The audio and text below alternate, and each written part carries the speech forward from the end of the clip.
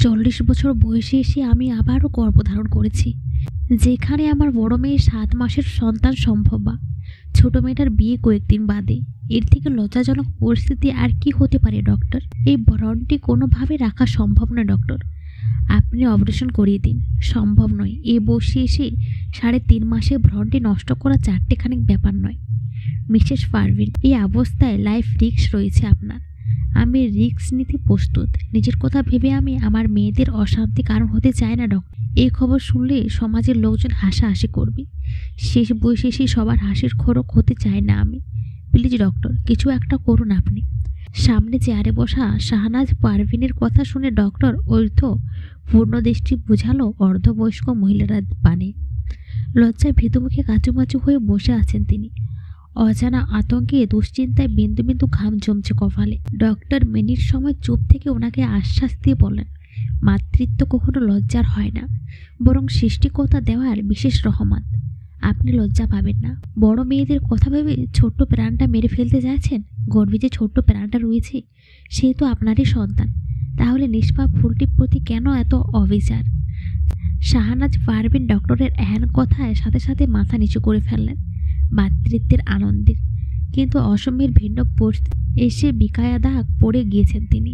বড় বড় মেয়েরা এই বয়সে এসে এখন নিশ্চয়ই নতুন করে তারা ভাই বোন চাইবে না। তাছাড়া মেয়েদের শ্বশুর বাড়ির লোকজনও শিক্ষিত, উঁচু শ্রেণীর মানুষ। তারা শ্বশুরের অন্তঃসত্ত্বার ব্যাপারটা তারা কিভাবে নেবে? ভাবতে ফাঁকা ডোক গেল শাহনাজ পারভিন। সঠিকভাবে প্রোডাকশন নেওয়ার পরও কী করে যে এমনটা হলো বুঝে উঠতে পারছে না উনি। নার্ভাস, দুশ্চিন্তাগ্রস্ত পেশেন্টকে একবার পর্যবেক্ষণ করে ডক্টর অর্থ পর মুহূর্তে ওনাকে ভরসা দিয়ে বলেন, ক্যারি অন মিসেস, আপনি হতাশ হবেন না। আরও কয়েকদিন সময় নিয়ে ভাবুন। আপনার হাজব্যান্ড ও ফ্যামিলির মেম্বারদের সাথে এই বিষয়ে খোলামেলা আলোচনা করুন। তাদের জানান ওনারা নিশ্চয়ই এই অবস্থায় আপনার পাশে দাঁড়াবেন। আপনি একটু ভেবে আবার না হয় আসবেন।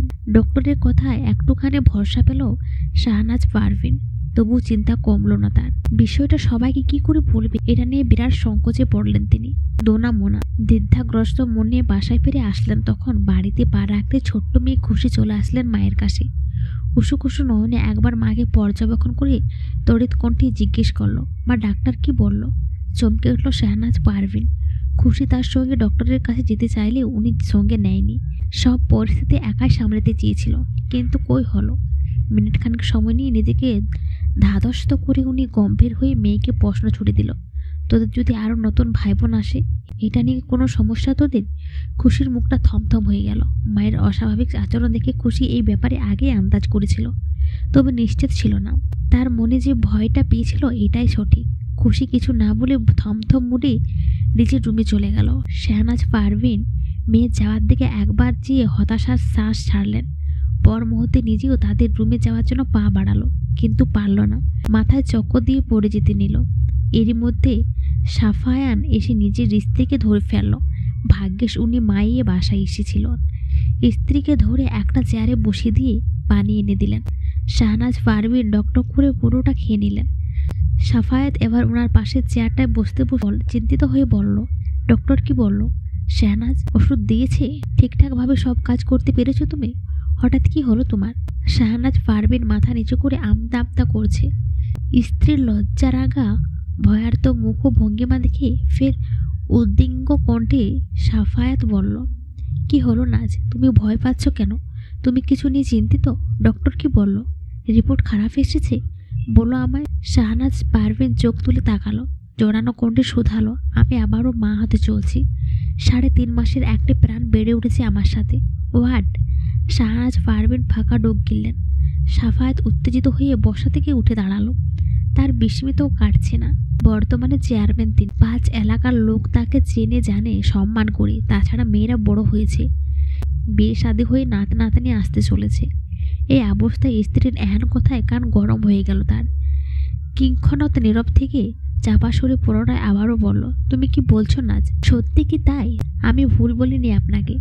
সাফায়াত খানিকটা উচ্চস্বরে বলল, এটা কি করলে তুমি? যখন একটা ছেলে দরকার ছিল আমার, তখন শত চেষ্টা করে কোনো বাচ্চা জন্ম দিতে সক্ষম হয়নি তুমি। আমি মেনে নিয়েছি এসব, কিন্তু এখন এই বয়সে এসে সন্তানের কি দরকার ছিল আমাদের? এখানে কি আমার হাত আছে? এখন আল্লাহ দিয়েছে, আমি কি করব? মিনমিন করে বলল শাহনাজ পারভিন।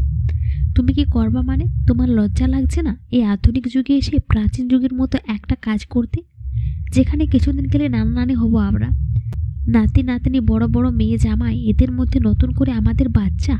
এমনটা কি আজকাল হয়? মুখ দেখাবো কি করে তাদের? লজ্জায় আমার মাথা কাটা যাচ্ছে। ছি ছি, আমাদের আর সন্তানের দরকার নেই আজ। 2 মেয়ে আছে, এটাই যথেষ্ট। তুমি আগামীকালে বাচ্চার অপারেশন করাবে, বুঝতে পেরেছো আমার কথা? অপারেশন শব্দটি কানে আসতে আতঙ্কিত হয়ে উঠলেন শাহনাজ পারভিন। তৎক্ষণাৎ শাহনাজ পারভিনের একটা হাত পেটের উপর রাখলো। এখানে ছোট্ট একটা প্রাণ রয়েছে তার সাথে। মা হয়ে লোক সমাজের কথা ভেবে এই প্রাণটা বিনাশ করবে ভাবতেই কলেজা মোচড় দিয়ে উঠল তার। না, যে ভুল একবার করতে চলেছে দ্বিতীয়বার এই ভুল করতে পারবে না তিনি। উনি মা, আগাত 2 মেয়ের মতোই অনাগত সন্তানটির জন্য এখনো মায়া আছে তার। মাতৃত্ব সবসময় আনন্দের মায়াময়, যা সবার কথা ভাবতে গিয়ে উনি টের পায়নি।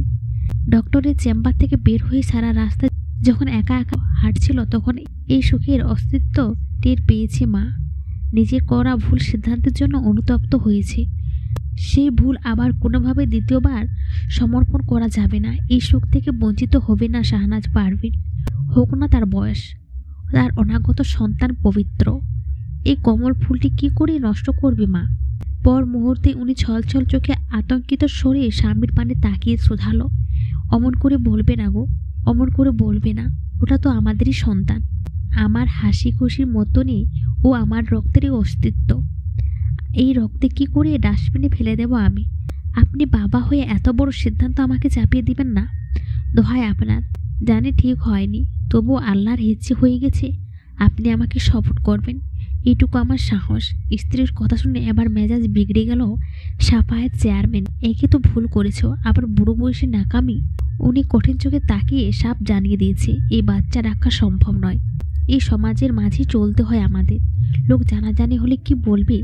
চেয়ারম্যান সাহেব বুড়ো বয়সে নাতি নাতনিদের মধ্যে বাবা হচ্ছে।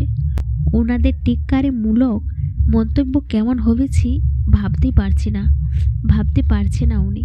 এই বাচ্চার জন্য লজ্জাজনক পরিস্থিতির মুখোমুখি হতে পারবে না সে। উনি ওনার সিদ্ধান্তে অটল। তারই সম্মুখে বসে কাঁদছে শাহনাজ পারভিন, যা দেখে বিরক্ত খুশি। সে ওর বাবার সাথে সহমত। ইতিমধ্যে তার জাপানি বিষয়টি অনেক জায়গায় ছড়িয়ে পড়েছে। পাড়া পড়শিরা টিক্কারিমূলক মন্তব্য করছে, কানাকানি করছে। কোনোভাবেই এই খবর পৌঁছে গেল বড় মেয়ের হাসির শ্বশুর বাড়িতে। সবটা শুনে তাজ্জব হাসি। শ্বশুর বাড়িতে মানুষ তাকে নিয়ে এবং তার আম্মাকে নিয়ে আড়ালে মজা নিচ্ছে। সবটা শুনে থমথম মোড়ে রান্না করছিল হাসি। এরই মধ্যে তার চাচির শাশুড়ি এসে কুটিল হেসে বলল, বউ, শুনলাম বিয়ায়ও নাকি পোয়াতে। তোমার তো 7 মাস চলছে, তোমার মায়ের ক মাস? 2 মা মেয়ে একসাথে পেট বাঁধলে